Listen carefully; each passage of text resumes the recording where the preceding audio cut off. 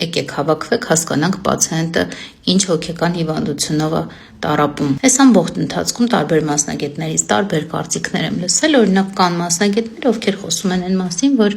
ինքը չունի հոգեկան խանգարում, ինքը գտնվում է սահմանային վիճակում, այսինքն նորմայի ու պաթոլոգիայի արանքում։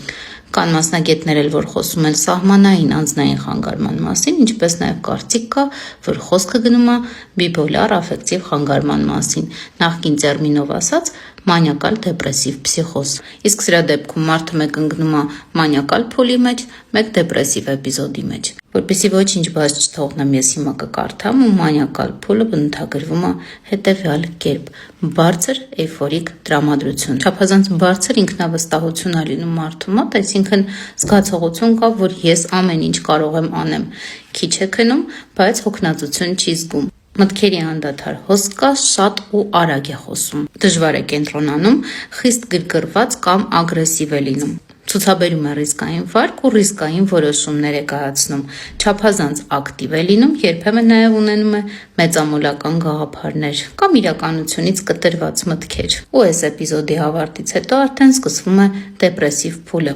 Այստեղ ուշադիր ու եթե մարդը ունենում է այս դիագնոզը, եթե գտնվում է սրացման փուլի մեջ, լինում են ծանր ու չվերահսկվող վիճակներ, ապա բժշկական հանձնաժողովը կարող է արգելել անձին աշխատել օրինակ դպրոցում,